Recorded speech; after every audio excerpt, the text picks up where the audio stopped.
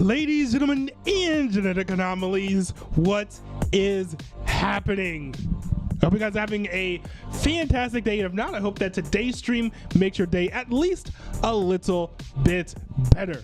I am your host, Nandubi, coming to you live from the East Coast of the United States of America, and we have a lot of things to talk about today. We're going to be talking about the big beef that's been going on between XQC and Hasanabi, and also the entire misunderstanding that has sort of created this whole scenario. I think Elon Musk, as well as the mainstream media, have actually been deceiving the American people and the American public to a certain extent in regards to what exactly is surrounding or causing him to leave the government, right? Because there's news about him leaving the government, so I'll be talking about that whole situation, and I've got a whole bunch of other stories queued up just in case I have the time to speak about them.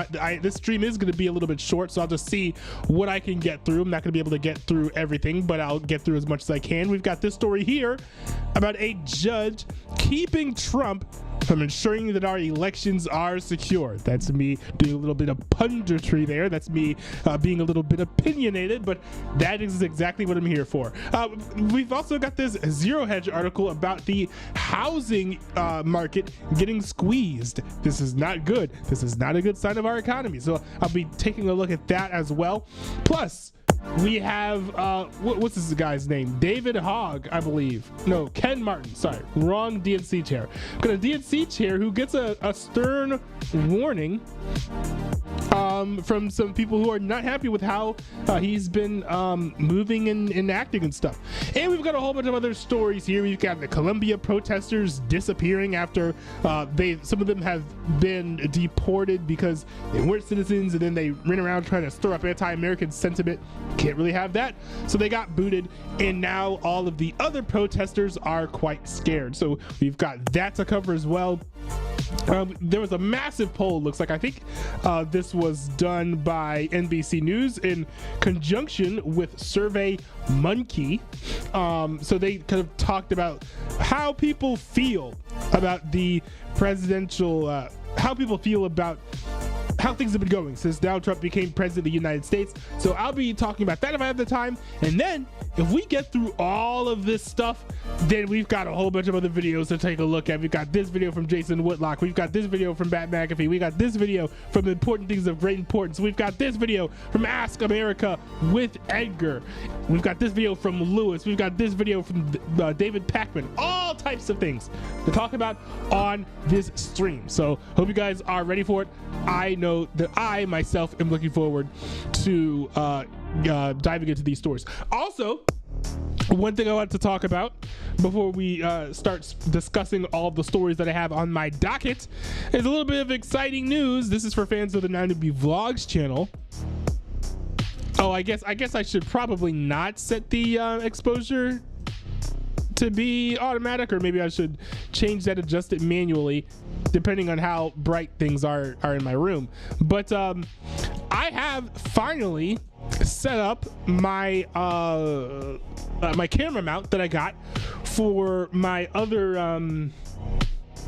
webcam. So if you guys were a little bit confused about what this is regarding my Nandubi Vlogs channel. I plan on doing some unboxings on that channel, but I decided to change up my setup because I was like, you know what, I'm sick and tired of just like plopping my phone against like a water bottle or something and then just hitting record. I know it's not going to be 4K, but it's going to look a little bit better, and for my workflow it's going to be a lot easier for me to continue making these videos for you guys. So I've got everything set up over there.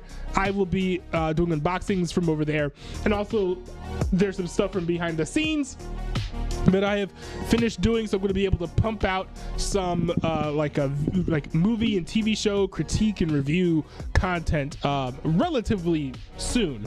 So I'm looking forward to all of that as well. I've already got like 2 videos that I've started production on, and I'm just creating a bunch of other ideas. So looking forward to getting all that kicked off, because I've really wanted to transform that channel to something a little bit more professional, something something a little bit more maybe thought-provoking and interesting, rather than just unboxing DVDs and Blu-rays, which I will still do, but time to broaden the horizons over there. So anyways, I'm gonna go ahead and cut the mic, because it's about time that we get started on these serious topics. And the most serious topic of all, of course, being that Hassan Piker and XQC are in some major drama right now. Hassan Piker and XQC are in some major drama right now, and it all started with this headline. There's this headline. It comes from The Independent. The headline reads as follows: Musk wants to leave politics because he's tired of attacks from the left, report says. Okay. So this is not entirely accurate. This is not entirely true, and I'll get to why this headline is kind of false, but I'm not just going to blame The Independent, because Elon Musk himself has sort of said something to this effect. He was like, well, me working for the federal government and doing all the Doge stuff is negatively affecting my ability to actually run X and run Tesla as good companies. So he's basically using that as an excuse to say, like, okay, here's why I'm leaving Doge.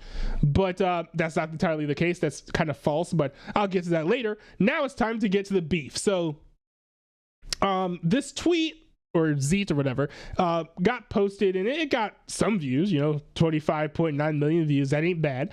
So Hassan Piker, of course, always willing to scoop up the L, decided to post this. He said, don't ever let anyone tell you your voices don't matter. Now, what this is sort of referring to is the fact that Tesla is sort of hurting right now. And the reason why they're hurting is because of all the terrorism that they have been forced to face, because a lot of far left loonies have been running around setting cars on fire, shooting up Tesla dealerships, basically being pretty violent and causing all of this reckless damage. And so that has sort of struck fear in a lot of Tesla owners, potential Tesla owners, because they're driving around in their Tesla, or they're thinking about buying a Tesla, and they're afraid because they're thinking, oh, well, I'm going to be attacked if I'm driving in this Tesla. Like, I just want to take my kid to soccer practice, and now we got to worry about, while the car is parked, some fool sticking his hand into his butt and smearing poop all over the windows, or somebody like throwing up all over the windshield and the doors and stuff, or taking like hammers and smashing it, or keying the car and all that stuff. Like, I don't want to have to deal with that. I just want a mode of transportation. So that has sort of made people leery of Tesla as a brand, and so they've sort of started to distance themselves away from it, selling their Teslas. Even dealerships don't really want to take it. Used car salesmen don't really want to take it, because it's kind of a hot potato right now. On the other hand, we have a few people who kind of revel in the infamy that these vehicles are getting, right, due to all of these far left loonies.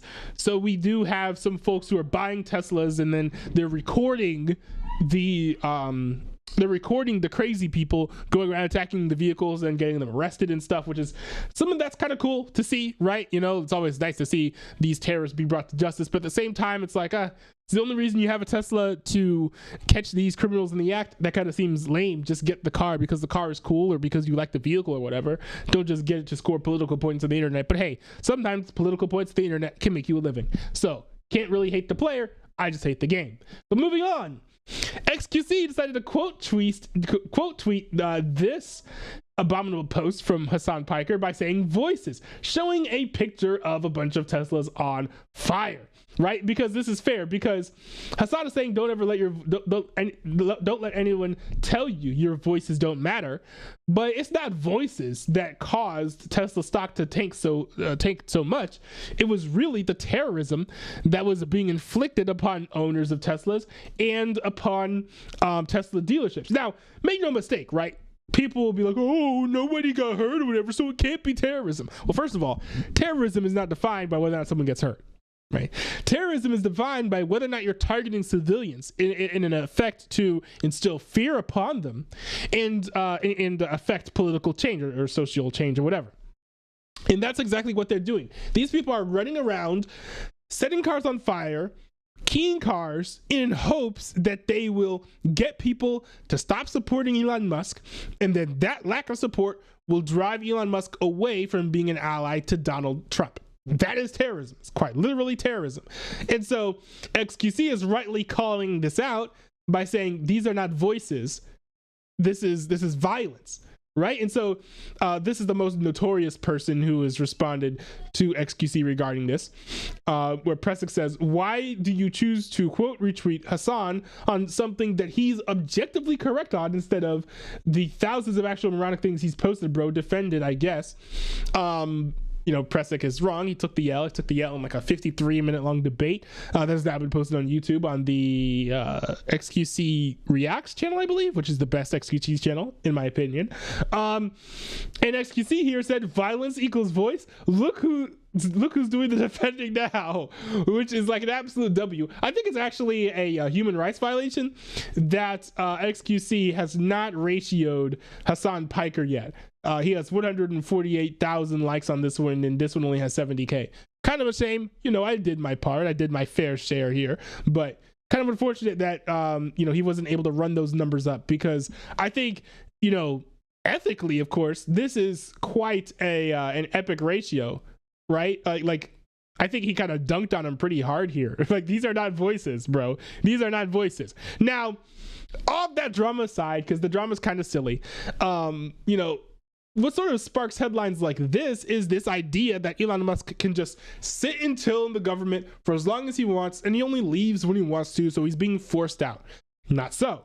This is something that I actually noticed. Here, let me see if I can pull this up actually, because I think this would make my point a little bit better. It was at the Munich Security Conference in 2025, and what tipped me off to this was actually JD Vance's speech. Let me see if I can find JD Vance's speech. Okay, here we go. Of the United States, Mr. J. So if I go here, I should be able to look at the transcript, find Elon Musk. Okay, here we go. Where was it? Musk. Okay. Here. This is what Elon Musk said that, this is what JD Vance said that tipped me off to the fact that Elon Musk is not going to be in the federal government forever. And trust me, I say this with all humor. If American democracy can survive 10 years of Greta Thunberg scolding, you guys can survive a few months of Elon Musk. Oh, that's interesting. A few months of Elon Musk. So very clearly here, JD Vance was saying Elon Musk is not going to be in the federal government forever. He's not going to be here. Definitely, he's not even going to be here for the full term. He's only going to be here for a few months. And this actually seems to be borne out by the facts. This headline here sort of breaks it down. This is from the American Prospect, but the headline says Elon Musk only has 100 days left in the government. And this is from February, so around the time when JD Vance actually gave that speech. But here is the little byline here. I think it's called byline, right? It's called the byline, I believe. Here's the little byline. It says, the Trump White House insists he's a special government employee. That designation has a time limit. So it says here, on Tuesday, Judge Tanya Chutkin, oh, don't we love her, declined to issue a temporary restraining order sought by 14 states that would have blocked Elon Musk's Department of Government Efficiency, DOGE, teams from the internal IT systems of multiple federal agencies. Oh yes, because heaven forbid federal employees have access to federal data. But let's see here. Special. Okay, here we go. In a declaration in the case, Joshua Fisher of the Office of Administration stated that Musk is a non-career special government employee, SGE, serving as a senior advisor to the president who has, quote, no actual or formal authority to make government decisions himself, end quote. He's not even part of DOGE either, according to Fisher. Quote, the U.S. DOGE service is a component of the executive office of the president. Mr. Musk is an employee in the White House office. He is not an employee of the U.S. DOGE service or U.S. DOGE service temporary organization. Mr. Musk is not the U.S. DOGE service administrator, which they have said. I think a few months afterwards, they were like, there's this different person who's running DOGE, right? So this is something that they've been very open about and very honest about, I believe. Setting aside the lunacy of seeing the word Doge used repeatedly in legal filings, I can just see the author squeaming in their chair. I say they because it's liberal. David Dayan, okay, squirming in his chair. The declaration defied common sense and live. Okay, sure, buddy, sure. Hold on. Okay, so I'm just gonna try to skip a lot of the more opinionated, parts of this article. But it says here. But let's take the White House at its word. If it's really the case that Musk is a mere advisor operating as a special government employee, that he could only stay in that job until May 30th and would have to vacate the White House after that. Most of his Doge teams, also serving as SGEs, would have to leave too. Now, actually, I decided to look down in the lower right-hand corner of the screen, and what do you know? It has the time and date. And I wonder what the date is. Oh, it's actually April 24th. So Elon Musk is a month out from having to leave the federal government. So it's not entirely surprising that Elon Musk would start packing his bags at this moment, especially because if Doge is to continue beyond Elon Musk's tenure, then there has to very clearly, of course, being a passing of the baton, because a lot of the Doge teams, they're SGEs as well. So people are going to have to find replacements for these folks. They're going to be normal employees. So Elon Musk can now be helping with this transition. I think he recently said that he's going to be clocking in like once a week or whatever. So Elon Musk is going to be able to do that if that's what he wants to do. Hey. But, if that's what he wants to do. But he also will be able to facilitate the transition, which is very, very important for continuity and making sure all the work continues to get done. And hey, let's be honest, because I think that this is actually a valid point that the left has in regards to Doge, is that Elon Musk is not the greatest person at picking who should be fired and who shouldn't be fired. There are so many cases of Elon Musk saying, we're going to fire that person. And then like 2 days later being like, hey, we need that person back. And then the administrator's like, oh, well, too bad. You deleted his phone number. So, replacing Elon Musk with someone else is actually like the best possible scenario, because we're probably going to be getting him replaced with someone who's far more competent. And I'm really looking forward to see what that looks like. And I think it's actually going to be a lot more efficient. Ironically, considering that this is Doge, the Department of Government Efficiency. All right, there we go. So we've got one topic down.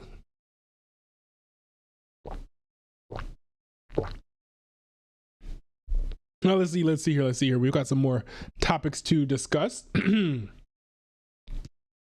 All right, so we've got this other ruling from a federal court. Is this a federal court? I believe it's a federal court. This is the headline from the Associated Press. Judge bars Trump from denying federal funds to sanctuary cities that limits immigration cooperation. Now, I was actually kind of excited for this.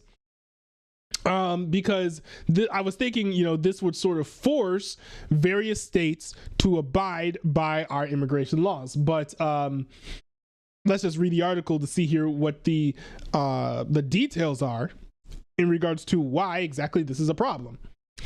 A federal judge in California on Thursday barred the Trump administration from denying or conditioning the use of federal funds to sanctuary jurisdictions, saying that portions of President Donald Trump's executive orders were unconstitutional. Okay, so not even the whole executive order was unconstitutional then. Okay, it's interesting. U.S. District Judge William Orrick issued the injunction sought by San Francisco and more than a dozen other municipalities that limit cooperation with federal immigration efforts. Orrick wrote that defendants are prohibited from directly or indirectly taking any action to withhold, freeze, or condition federal funds. The administration must provide written notice of his order to all federal departments and agencies by Monday. One executive order issued by Trump directs Attorney General Pam Bondi and Homeland Security Secretary Kristi Noem to withhold federal money from sanctuary jurisdictions. The second order directs every federal agency to ensure that payments to state and local governments do not, quote, abet so-called sanctuary policies that seek to shield illegal aliens from deportation, end quote. At a hearing on Wednesday, the Justice Department lawyers argued that it was much too early for the judge to grant an injunction when the government had not taken any action to withhold specific amounts or to lay out conditions of specific grants. That's an interesting point, but at the same time, if a executive order is passed, I think generally speaking, a judge can say, oh, hey, no, that's unconstitutional, and pump the brakes on that. I think also maybe I could see the case if you're like, oh, well, there should be some sort of legal challenge. How are you going to strike something down when there's not even a complaint filed in the legal process? That argument, if that's what's being made, I could completely understand. But Orrick, who was nominated by President Barack Obama, said this was essentially what government lawyers argued during Trump's first term when the Republican issued a similar order. Their well-founded fear of enforcement is even stronger than it was in 2017, Orrick wrote, citing the executive orders as well as directives from Bondi, other federal agencies, and Justice Department lawsuits filed against Chicago and New York. San Francisco successfully challenged the 2017 Trump order, and the 9th U.S. Circuit Court of Appeals agreed with the lower court that the president exceeded his authority when he signed an executive order threatening to cut funding for sanctuary cities. Oh, that's interesting. So this has already been considered unconstitutional. So I wonder why Donald Trump has decided to do this again. Maybe he's thinking, oh, well, they just misread the Constitution and maybe I'll get lucky the second time around. But generally speaking, when there's a ruling put in place by the Supreme Court, folks generally tend to leave well enough alone for 20, 30, 40, 50 years. Like, people don't try to openly defy Supreme Court rulings until some years down the line. So I do find that a little bit surprising, but this has actually been a hallmark of what some folks have said would be Donald Trump's strategy in this term, right? It would be kind of like pushing the bounds to see what he could do, what he could get away with, what the courts will allow, and sort of testing various legal theories surrounding the constitutional powers that the president of the United States has in a way that previous presidents haven't really done before. And I guess this is just part of that. I think that Trump probably has no problem with, trying to see if he can defund sanctuary cities, and if he can't, oh well, I guess he was wrong. The Supreme Court's ruling must take effect. But that's one thing also to note in this whole situation.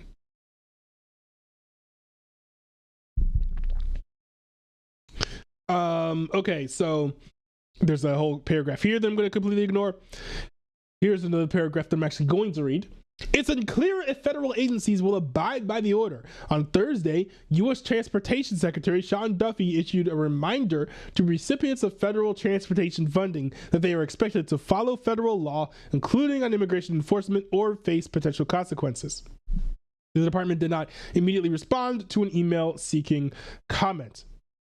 We know what's interesting, actually, is that if ICE is in a state or in a city and they're trying to apprehend illegal immigrants, one could argue that, maybe some sort of legal action could be taken against those who are sort of obstructing justice in that regard. Maybe not withholding, maybe that's the wrong stick to use to withhold funding. But at the end of the day, Trump has already scared illegal immigrants enough. We're already seeing illegal immigration hit record lows. So honestly, if Donald Trump did nothing else in regards to the border, I would not care. I would take that. I would eat that W like I'm Jameis Winston, like quite literally, because, you could say, oh, we need to build up the wall. Oh, we need to deport illegal immigrants. But at the same time, first of all, if people are not crossing our border, it's not as, critical for us to go in and it's not as critical or urgent for us to go in and rebuild the damaged sections of the border wall. Right, because people aren't crossing the border. We still need to do it, but it's not super urgent. And second of all, for the illegal immigrants who are already here, I've already been on the record and saying, like, hey, I would like to see a pathway for citizenship for these folks. If they start the process of becoming American citizens and they actually get full citizenship and they're peaceful and they're not running around committing crimes, I am 100% down for that. I don't think that we necessarily need to run around deporting all the illegal immigrants. I understand that it's probably technically fair. It's technically abiding by justice and abiding by the law, but I think we don't need to. Why kick these people out and say, hey, you've got to come in the legal way, rather than just make a legal way for them to be citizens here? I think that just saves resources. I've talked about this before in another video, so I'm not going to just keep on going on and on about it. But in general, I am very happy with the state of the border. I know that Trump lost this court case. I know Trump is it's not over, but I know that Trump has lost this legal, victory, right? He's lost this legal battle for now. But I will say that in general, Trump has been extremely successful when it comes to immigration. So am I worried about this? No, I'm not worried at all, because at the end of the day, illegal immigration is way down. The violent illegal immigrants are getting deported. It's still looking really, really good for America in terms of cracking down on illegal immigrants. Oh, sorry, when it comes to cracking down on illegal immigration.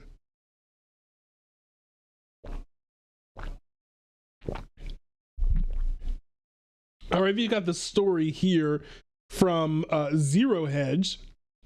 Some of this data comes from Bloomberg. And part of me actually wonders if, this article is going to be hard to interpret, because I had to read it a couple times when it first came out. But here's what the article says, and I'll just show it to you guys here. The headline here is, U.S. housing starts plunged most. No, sorry, let me read this.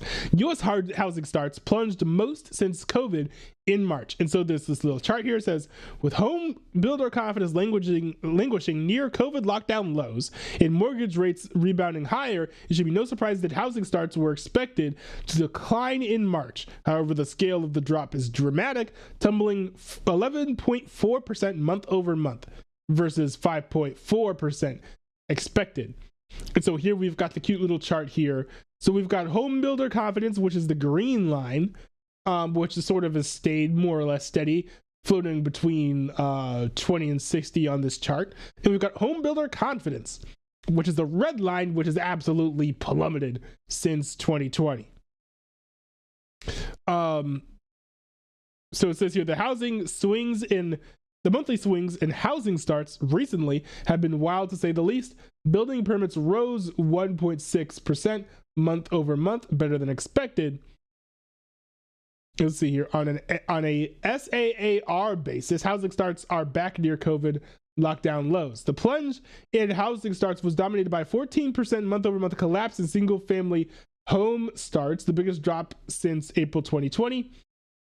The more forward-looking building permits continue to roughly track Fed rate cut expectations. That I find interesting, because look, if people are building permits around where folks are expecting, like if building permits are meeting expectations, that will signal to me that there are no major significant changes coming to the housing industry. It says your prices have come off their peaks as builders deploy incentives to try to clear excess inventory, which still stands at the highest since 2007. It's also prompting builders to slow down on projects, with the number of single-family homes under construction falling to the lowest level in 4 years, continuing a steady decline back to mid-2022. So I think that this here is good news for people who are looking to buy and bad news for people who own homes. And here's the reason why. And I know that this is kind of like technical financial jargon that even I don't understand fully, but here is what I find most interesting. Prices have come off their peak somewhat as builders deploy incentives to try to clear excess inventory, which still stands at the highest since 2007. Oh, interesting. So we've got high inventory, but low demand. Builders are trying to deploy incentives on how to get rid of this inventory, how to sell the stuff that they have. What might they do in order to clear some of that inventory? Oh, I know. What if they did a sale? What if they lowered the prices? Maybe that would incentivize more buyers to buy what they got, and that would help them clear out their inventory. And so for people who are looking to get into the housing market, right, trying to, look at things from afar like a shark, this is good news. But for people who actually own homes, this is not great news, especially if you are not in a forever home. Many people nowadays, they move. Not super often, but they do move. They buy a house in one place, they stay in it for a few years. Then they sell that house and go to another place, and they stay there for a few years. And then they sell that house, and then on and on and on until they die, maybe in the middle of while selling a house. That's just a cycle of how things go in America. That's just the state of things. And so, The angry Canadian said in the chat, "Hey, sexy." okay, bro, that's like the gayest message I've seen in my chat in a while now. Maybe in at least a couple of years. Very interesting. But anyways, that's just the state of home ownership in the United States of America. And so for people who own houses, who like doing this, who like buying houses and then selling them after a few to several years and then doing the same thing over and over again, this is actually going to hurt. Because when you sell your home, you will be underwater. You will have lost money. Let's say you buy a home for $800K, and then because of lowering prices, you know, people competing on price now to sort of sell some of this inventory, right? This housing inventory. Let's say that the house that you bought at $800K is now $600K. So you're down $200K on your investment on your home. That's not great. That's not great. You're feeling like Playboy Cardi from a year ago, just looking at a whole lot of red. Maybe not a year ago, a few years ago, but you know, looking at a whole lot of red like Playboy Cardi from a few years ago. This is not good.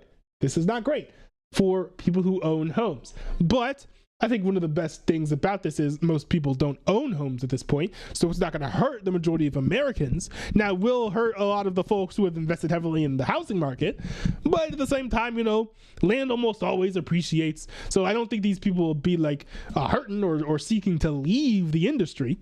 But I just do think it's interesting, especially because oftentimes when the housing market crashes, the economy crashes as well. Now, I've said that the market has been due for a correction because of Trump's COVID stimulus checks artificially buoying and propping up the American economy for some time now.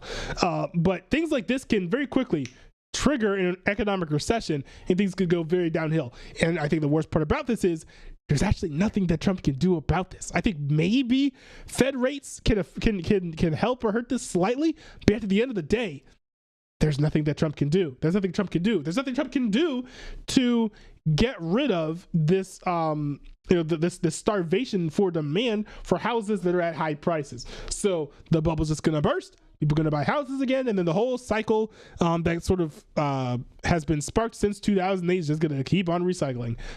So, yeah, I find that interesting. But, yeah, if you own a house, let me know in the comments down below. I don't know how many of you guys own houses. I don't know. The Angry Canadian says Canada is screwed. I got final exams tomorrow. I don't know what one has to do with the other. But yes, I did look at the polls relatively recently, and things are not looking good for your boy Polyev, unfortunately. Very, very sad to see. But part of me wonders if Polyev is going to be able to run in the next election, right? Because it could be one of those cases where you run once to just get people to know who you are, and then you run again when you're being a little bit more serious, like Vivek Ramaswamy in 2024.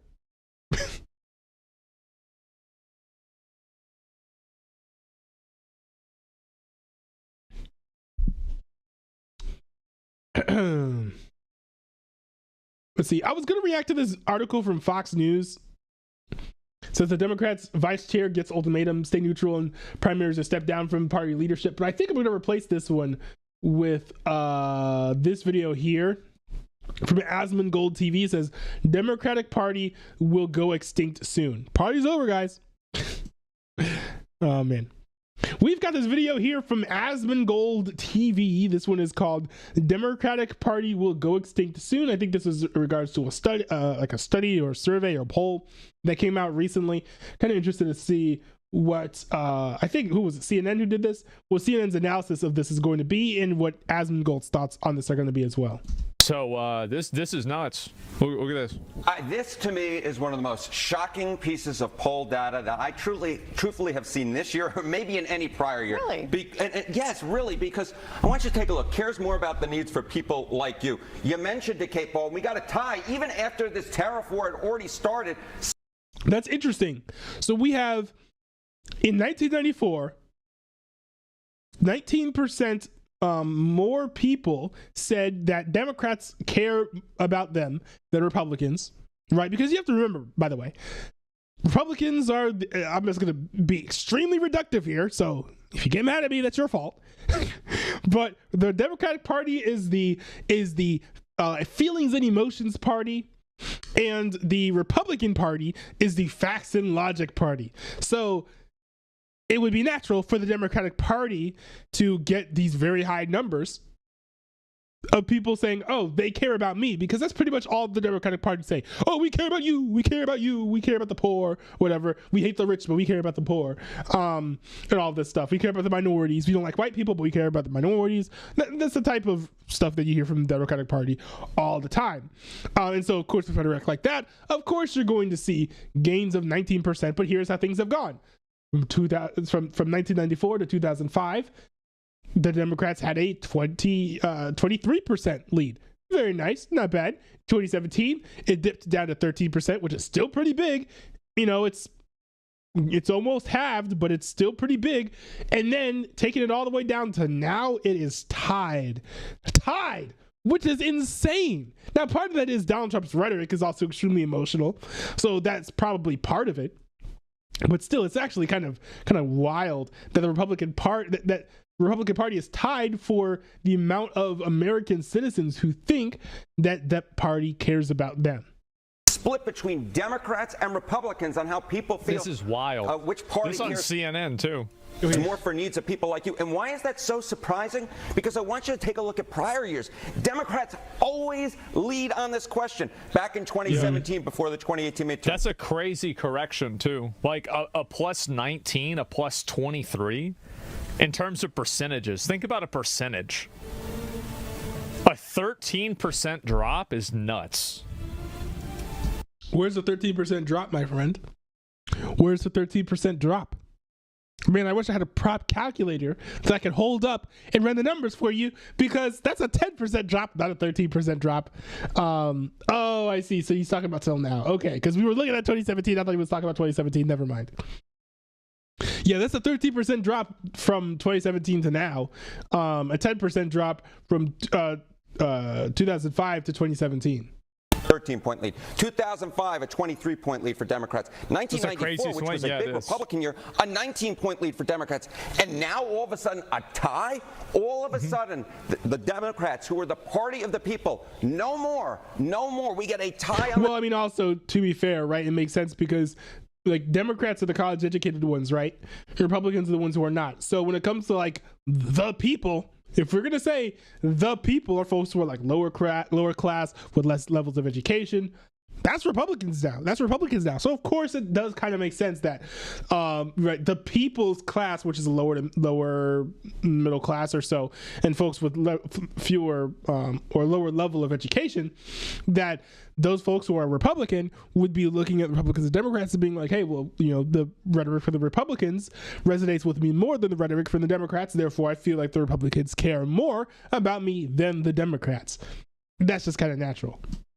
This question on a question that has traditionally overwhelmingly been a Democratic advantage. Which party cares more for the needs of people like you? It's truly something I would not have expected to see, especially after this tariff war had begun.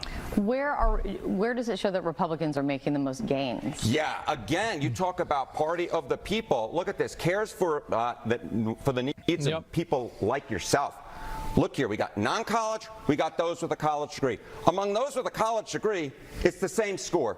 Plus 18 points for Democrats in 2017. This is how it's plus been forever. 18 points for Democrats now. Gen but Z look men, among yeah. non-college voters. Look here. It was plus 7 for Democrats in 2017, and now Republicans had overwhelmingly gained plus 9 points. That's nuts. That is, the gains have been concentrated, at least. Because you think about that, like, I mean, you go plus 7 to plus 9, or minus 7 to plus 9. Yeah. Like, that's 16-point differential. That's huge. Yeah, that's insane. And also, this is something that's very, very true, by the way. Look this up. Go online, look up the the electoral college maps to see who would have won the election if only non-college voters voted for president, and then compare that to what the electoral college results would look like if only college-educated people voted for president. It's night and day. It's night and day. That's a massive differential. Among voters without a college degree, the working class. That is where Republicans have gained even since the beginning of the The reason why this happens is because a lot of people that work in trades are sick of being talked down to by somebody that works in an accounting department that makes half their salary, that thinks that they're smarter than them because they went to school and they've got $100,000 of student debt. That's also true, and I gotta adjust the chair so I'm gonna be standing up here. That's also true, but I would like to add that in general, the majority of universities skew to the left. I mean, there are a lot of far left theories and concepts, such as like gender theory, for example, that sort of they were sort of born and bred in liberal colleges and progressive colleges, and for a while it was like much of that was just like discussions and research being done amongst the elite. Then millennials went to college, and then those professors started talking about the research to the millennials and basically indoctrinated a whole generation, and now they're all woke, basically. And that's how woke this became somewhat mainstream. And so that's kind of why, I think one reason why you see this big difference is because college culture, or at least like the political climate on colleges, skews to the left in the majority of cases. Like, you have to intentionally go to like a right wing like Hillsdale College or something, or a religious university like Liberty University, in order to get a climate that is very much leaning towards the right in a place that you're not gonna have to deal with a lot of wokeness. Meanwhile, if you're just working in the trades, like a lot of people who work in the trades, they're conservatives, they're moderates, or they just don't care about politics altogether. Sure, there are people from all types of walks of life who are in the trades. You've got folks who are on the far left who are in the trades as well. But in general, it's not as ideological, because they're not like sitting around trying to teach you how to think like they do in college. So it just makes sense that we see this difference and this disparity here. That's the reality, is people are sick of being talked down to by people that think that they're smarter than you because they went to college to learn some bullshit. That's the real reason. Trump administration, the Democratic base is now... The Democratic Party is the party of patronizing college people and fake authority people that constantly talk down to everybody else, and they want everybody to listen to them and just respect their authority that they've appointed themselves with.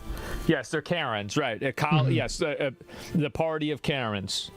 It's the HR. Like, the Democratic Party is the HR department. Big surprise. True. Most people don't like that. Those with a college degree among the working class, those without a college degree. These polls are pure bullshit. How do you know that the people participating in any of these polls? I'm sure a true poll would be in favor of the Republican Party. Okay. I hate this for like this specific poll, because if you look like, and I'm just actually, you guys can't even see, so I'm just gonna go ahead and click. This is not just some random poll from like right-wingers who wanted to get a good number for Trump. This is a Quinnipiac poll that has been done for decades. The first time this poll was done, it was 1994. Then we've got, well, maybe not the first time, but these are just inflection points that they chose to pick. You've got 1994, 2005, 2017. I don't think that there were any Trump sycophants running around in 1994 being like, oh, let's set this all up for a dramatic Donald Trump W. Like, that's just not how it works. Fake authority people that constantly talk down. People don't like that. Those with a college degree among the working class, those without a college degree. These polls are pure bullshit. How do you know that the people participating in any of these polls? I'm sure a true poll would be in favor of the Republican Party. I don't know. Republicans have overwhelmingly gained on this all-important question of which party cares more for people like yourself. Your reference points are, as you were pointing out, just before a midterm election. So obviously, let's kind of look at that. Where do things stand for the fight for Congress? Right. Okay. So you have this question, right? And then there's the question, ultimately, are Republicans going to get punished in this midterm election, in part because that's normally what happens, the party in power gets punished, but also because of this tariff war. And I want you to take a look here at the generic congressional ballot. Where we were in April of 2017, Democrats were already ahead by 7 points. In November of 2024 on this question, it was a tie, and then, of course, Republicans won control. Where are we now? It's Democrats, but just by a point. This looks very much still like what we saw in 2024, not like what we saw. They need to get out of this hall monitor shit. Oh, right, because like in 2024, I believe the Republicans won both the House and the Senate, so it's not great. Now, I think that because it was tied in November of 2024, it's +1 for Democrats now. You've also got to consider the fact that with momentum, this could end up being a 2, 3, 4% number by the time the midterms actually roll around, that the Republicans might lose some seats in the midterms. But they're not going to get absolutely slaughtered or clobbered by any means. So very interesting results here. Also, if Donald Trump removes the tariffs that he put on many countries, then that might help his approval rating amongst American voters as well. Like the moment that I hear somebody talking about some kind of fucking identity issue, some social issue, trying to like use it in soapbox, that's over, bro. Like you people are fed the fuck up with this. Yes, like they are fed up with getting dictated by Karens. Have shit people told them, Karens telling you what to do. They protest or Karen fest. Exactly, they are. I can't stand it. I vote against these people. Even the thing is that I just hate a bunch of bitches that want to go and tell me what to do. It's actually that fucking simple to me. I don't want to have a bunch of people sitting around telling me what the fuck to do, telling me what I can say, telling me what I can't say, trying to patronize me and be like, oh, this is it.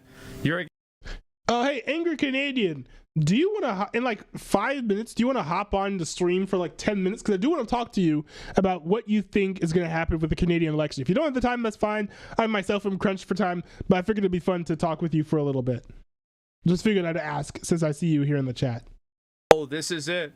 You're against protesting? No, I'm not against protesting. You can protest all you want. But the problem is that these people also are trying to protest and tell you that you can't say the word retarded. Like, guys, you look at a Venn diagram. True. Like, honestly, I'm not a fan of using slurs or whatever, but like, if you are going to be like, oh, let me protest, but you can say your thing, like, if you're truly pro protesting, then you'll be like, free speech, let everyone say what they want, even the slurs, they should be allowed to say what they want. They shouldn't, but let them say whatever they want.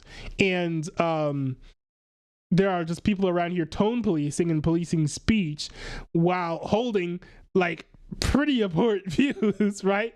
Like justifying terrorism, for example, whether that be in the Middle East, like attacking what is it? There are all these terrorists in the Middle East that a lot of progressives like to defend. Whether it's illegal immigrants over here in the United States, some of which who are running around and murdering and assaulting people, especially women, here in the country, or it's the Tesla terrorists, right, who are running around, shooting up Tesla dealerships and setting cars on fire, right? These are. I think that society should treat these as vile behaviors that should be exorcised from the Overton window of things that our society would ever consider accepting. But these are somewhat mainstream in the progressive mind. Now, of course, it's fair to point out that the majority of people aren't even progressive, but the progressive movement is still pretty powerful, and they hold a lot of sway over Democrats and liberals. Telling me what words I can and can't say. That's it. It's a gotcha. That is a gotcha. Let's go perm ban him. Great idea. Great idea. Good point. I lost him. Yep, he got away. Can't win them all, boys. Can't win them all. I don't know what anyway, that's about. so this is really the reason. And you want to know the real reason why this shift happened? It's that learn the code bullshit. It's that patronizing, oh, well, we're going to ship your manufacturing job over to another country so it can be done by a sweatshop worker or an 11-year-old. True. It's like screw the American worker. We want slavery in Indonesia. Like, of course, that's going to piss off, a certain segment of the American population. Well, pretty much the same thing. And now we're going to patronize you and say, like, it's too bad. On 2017, if Democrats think they automatically have a ticket back to control of the House, I'd say, hold on a second, Republicans still have a real shot at this, despite all of Trump's theatrics over the last month with this tariff war.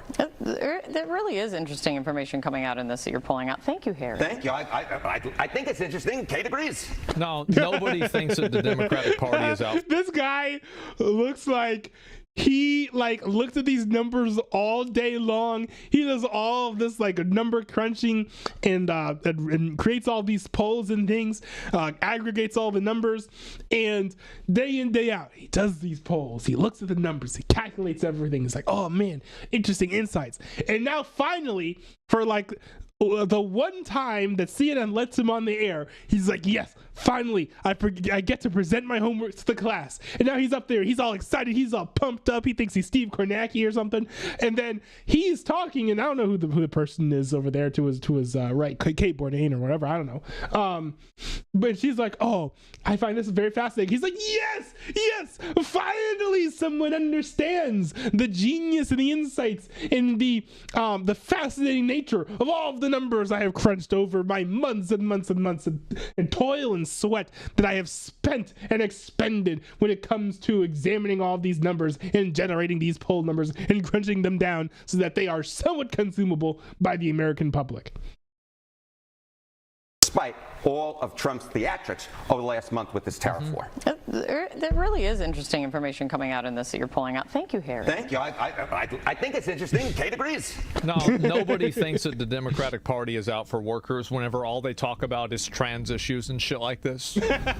Right, because nothing says I stand with the people like saying, oh, men need to go in women's restrooms, right? Nothing shows that you're more in touch with with the general population by saying that women should be forced to lose to women in swimming races. Nobody is thinking that this is something that matters. It's still such a crazy thing to me that the left's continuing to die on these absolutely ridiculously stupid and inane hills, where it's why are you guys focusing on allowing women to get beat down by men in boxing matches, or losing to men in running races, or being forced to use restrooms with men, when there are other things that you could attack the Republicans for, right? Bro, what happened to you guys talking about the healthcare system? You guys were talking about the healthcare system for 8 years, and then all of a sudden that just goes away. It's not like Joe Biden completely fixed the healthcare system. Sure, he cut down the cost of insulin for a wider variety of the wider segment of the American population. Trump only did it for seniors, but still, the healthcare system isn't fixed. Joe Biden didn't even cure cancer like he said he would. So there are all types of things that the Democrats could be focusing on that are still wrong with the country, but they're just choosing to abandon it because, I don't know, they like illegal immigrants who assault women more. I don't know. This is crazy to me. It's wild. The Democrat Party is squandering an opportunity here to sort of carve a new niche for themselves and form a new identity, but instead they're just deciding to just die on this hill that is just it's condemned and set to be demolished any second now. This is a losing strategy. Shit like this. Nobody is thinking that this is something that matters whenever the focus is always in these really weird wedge issues about social stuff. Exactly, yes. That's it. And so in censorship, yeah, exactly. Normal people don't want to be censored and told what they can and can't say on social media.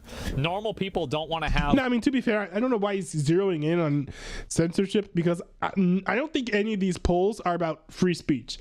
The left and the right have not made any meaningful differences in their messaging in regards to free speech. One could actually argue that the right has actually been a little bit more against free speech because of how they're cracking down on anti-American immigrants who have been protesting, and I would argue doing their own form of terrorism at various colleges like Columbia University and others. I would say it's a little bit different, but I can understand the argument in saying that's not entirely pro-free speech. We know we've got Elon Musk, who used to be the poster child for free speech, who still doesn't have free speech on X. You know, so I can see why some people would go against the Republican Party when it comes to free speech.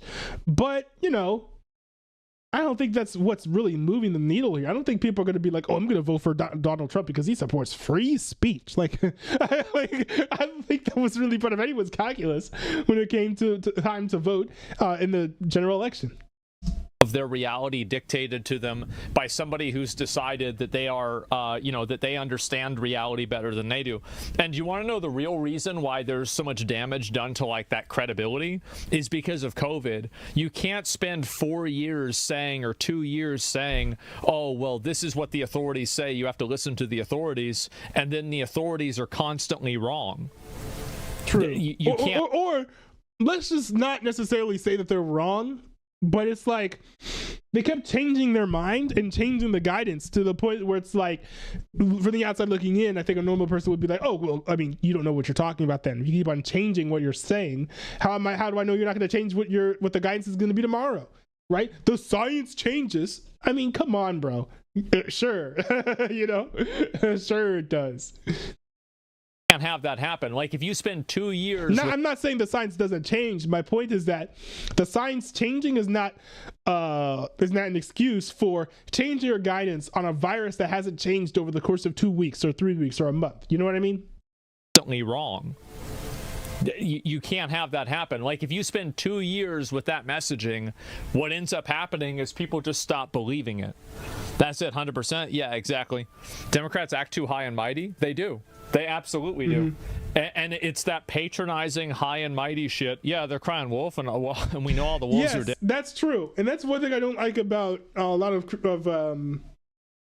well, no, I've had this conversation another time. I was about to hate on Christian nationalists, kind of annoying, but I will say it is a little annoying because that's one thing I do come across with Christian nationalists where it's like, oh, what's wrong with you? What do you mean you don't want a theocracy? How dare you? Like, I do get that sentiment a lot of times when I do talk to Christian nationalists. Not that I ran into a lot of them, I do run into them here and there.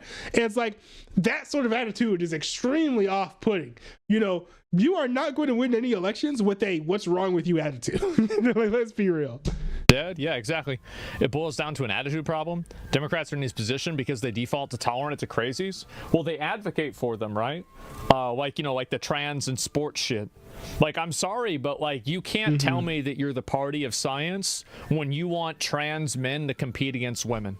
Right. Or you want to sterilize children. Like, bro, wild policies, wild things to support. And then the people who will support them will generally hide behind it's like, oh, nobody does it. But it's like, okay, if nobody does it, why do you want to fight so hard for it to be legal? You know what I mean? Why do you want to protect this thing so much that you say it doesn't even happen, right? The whole nobody ever does this thing as a justification for supporting something is ridiculous. So annoying. That's it. You can say that you're the party of science, or you can say that you're okay with that. You can't do both. True. All right, so there were more things I wanted to get to, but I unfortunately have run out of time. So, I will follow the rules of logic, and I'll have to say that, hey, that is that. Thanks everyone for tuning in to the stream today. I appreciate each and every one of you who decided to pop into the stream. Shout out to the angry Canadian who popped into the stream. He was angry as usual, but he wasn't as angry as he has been in the past, which is kind of nice to see. More just sad and crestfallen that looks like Carney's gonna win the Canadian election, which, to be fair, I sympathize with him. I will hold my head in mourning when that election day comes. I need to coordinate a time with him for him to come on and give an official prediction on the election, so I can do like an election prediction video on the None Newbie Highlights channel. That'd be pretty fun.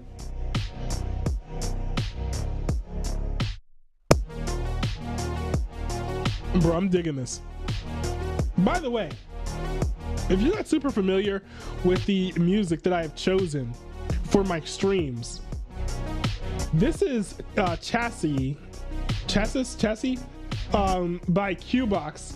It's like a nice little I don't even know what genre you would call this, but it's a very cool song. I like it. It's got a cool vibe, in my opinion. It's a shame that it doesn't have more views, but nice song. Also, he's like the producer for, like, I think he's probably my favorite Christian rapper at the moment right now. Maybe not, because Indie Tribe has been popping off and Caleb Gordon's fire and Alex Jean, but beyond them, like, Qbox is like my favorite, or not Qbox, Little Limbo's like my favorite Christian rapper. He's like consistently like my top listened to artist. Qbox is his producer, so part of me was like, hey, you know, why not, you know, play some music by the producer of like one of my favorite rappers of all time. And yeah, if you ever upload the music to the Content ID system, then you know, the footage for my VODs will get them revenue, I suppose. So yeah, there's also that.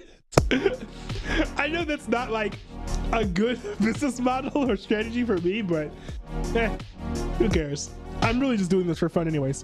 I'm doing this for fun. This whole thing is for fun until it's not. But anyways, I got to run. I only have like 4 minutes left until I gotta be downstairs for something. But anyways, thanks everyone for tuning in. I will see you guys later, I suppose, whenever. Check out the Non-Newbie Vlogs channel. I'll be uploading videos there soon, finally. Also check out the Non-Newbie Highlights channel. I upload on most Monday, Wednesdays, and Fridays. I know I missed some days a week or two ago, but I will be uploading things more frequently. No, not more frequently. I'll be a little bit more consistent moving forward, I think. So yeah, don't worry about me missing days or skipping days anymore. Monday, Wednesday, Friday, new uploads in the Non-Newbie Vlogs Highlights channel. Peace out, y'all.